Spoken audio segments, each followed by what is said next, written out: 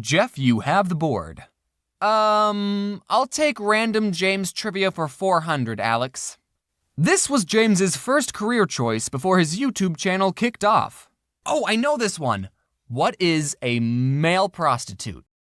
Okay, that bit's done now. Male prostitute was never a career goal. Well, I mean, it's not completely off the table. You never know how YouTube will turn out. If you didn't know this Odd Ones Out trivia, I wanted to be a math teacher when I grew up. My dream job was actually a cartoonist, but since me and my parents didn't think I'd be able to make any money drawing pictures, I chose a math teacher as my, I'll settle for this job. I mean, I like math, so I wouldn't have hated being a math teacher, and I'm also probably good at teaching children. I haven't checked though, but how hard can it be? Listen kids, I have 2.7 million subs on YouTube, so if you want a shout out, you'll have to do the homework. And I thought that a teaching job would give me enough free time to doodle cartoons, so being a math teacher would have been perfect. But oh boy, that did not turn out how I expected. If for some reason my channel died and I stopped making YouTube videos, I would probably go back to school and finish my math education major. And then I'd be teaching a class and then one of my students would find out that I used to do YouTube, and then they'd say, Mr. James, are you the Odd Ones Out? The Odd Ones Out? I haven't heard that name in years. You shouldn't smoke in front of children, Mr. James. I just want to point this out. In my peeing video, I drew my first grade teacher like this, and in my Harry the Moth video, I drew my kindergarten teacher like this. Do you have an explanation on why they're drawn so similar? Yeah, I was lazy. Teachers play such an important role for children, and if I'm being honest, I don't think they get paid enough to take their job seriously. A good teacher can make you excited to learn the material and actually teach you, while a bad teacher can not only waste your time and not teach you anything, but also crush your dreams. I took choir in 9th grade. Everyone had to take it, okay? It was a prep school. I'm not weird. And one time while we were singing a song, the teacher said, "Stop. Who's flat?" Then she pointed at a boy and told him, "You, sing." And he sang for a bit. Then she pointed at another boy, "You, sing." Then she went through a couple more, and then she pointed to me and said, "You, sing." And I sung.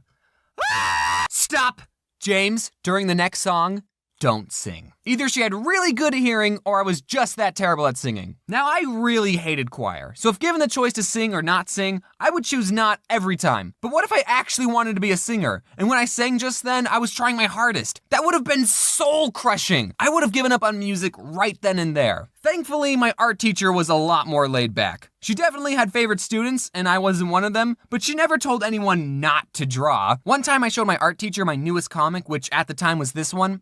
And without telling her that I was the one who made it, I asked, "What do you think of this art style?" And she said, "Oh, I hate it, but it's fine if you like it. In my classroom, we try to go for realism, but people with that art style can still have successful careers."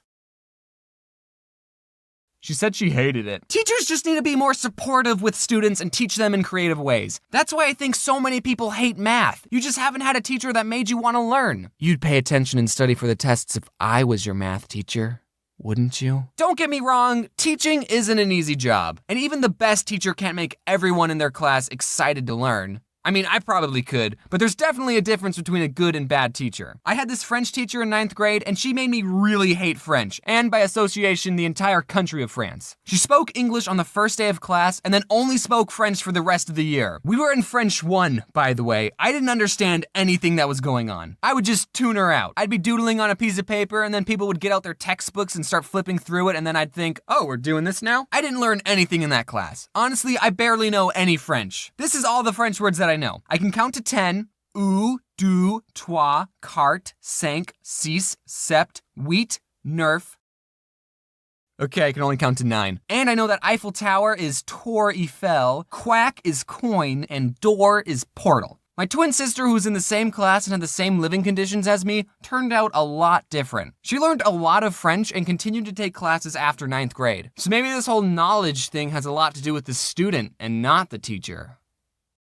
Nah, it's the teacher's fault. Did anyone else, when you were little, think that your teacher lived at the school? Because I remember one time my kindergarten teacher came to school in her pajamas and told us that she lived at the school. And that made perfect sense. Yeah, this is your home. This is the only place I ever see you, therefore you live here. Man, I wish I could work in my pajamas. When I went to community college, I had a math teacher who was this old grandpa, and on the first day, he told us that he never missed a class in 20 years. But then the very next day, he didn't show up. Now, in college, teachers not showing up to class is pretty normal, or at least it was in the colleges I went to. It happened more times than it did in high school, that's for sure. That's something to look forward to, seniors. Every time it does happen, there's always that one kid who will say, you know, there's a rule that if the teacher doesn't show up within the first 15 minutes of class, then you can leave. I don't know if that rule is true, but I'm not going to look it up because I like that rule and I want it to be true. And I don't even go to college anymore, so why does it matter? So teachers not showing up, that's not too abnormal, but since this old guy told us he never missed a day of class in 20 years, we thought he died. But nope, he just missed a day. He showed up the third day. I don't know what his excuse was because after I saw him, I thought, oh good, he's alive. And then I stopped paying attention because community college sucks. I'd say that my favorite teacher would be my 11th grade AP US history teacher. I liked him because it was obvious that he liked the material and he would teach us in a way that was fun and interesting. He was also a more laid back and generally a funny person. He's the teacher that I want to be. He gave me a compliment once that has always stuck with me. He was telling the class about the AP test, which is the super important open-ended essay test that we took at the end of the year, and if we did well on it, the grade would count for college credit. So like a week before the test, our teacher was preparing us, and he said, guys, don't try and be funny on the AP test. The graders don't have a sense of humor. Except James. James can be funny on the test. Aww, that compliment made me so happy and confident. I don't know how serious my teacher was when he said that, and he probably doesn't even remember saying it, but I really appreciated it. I ended up getting a 3 on the test, which is only partial credit in select colleges, so maybe I'm not funny. That was 11th grade. In 12th, I took all AP classes, but I didn't take any of the AP tests. I was too apathetic. But I turned out fine. Actually, no. My favorite teacher is my 9th grade English teacher who emailed me and said he watches my videos. Hi, Mr. Batman. Sorry I plagiarized the Berlin Wall essay. I really wanted to talk about my 9th grade poetry teacher. Yes, I took choir, French, and poetry all in 9th grade. It was a preparatory school. That teacher was definitely something, but this video is getting too long, so I'll have to make a part 2. Well, that's gonna do it for this video. It's me, James, and definitely not his friend Tim Tom recording the end screen because James, that's me, would never be that lazy. Make sure to go check out the merch store. There's 2 new plushies to check out. There's like this weird orange cat thing and a minimum wage employee who looks like he's just having a blast. Also, make sure to check out my friend Tim Tom's channel, youtube.com/TimTom. He's working on something that's better than any video I've ever made, and you should definitely subscribe to him. Remember to put on your seatbelt.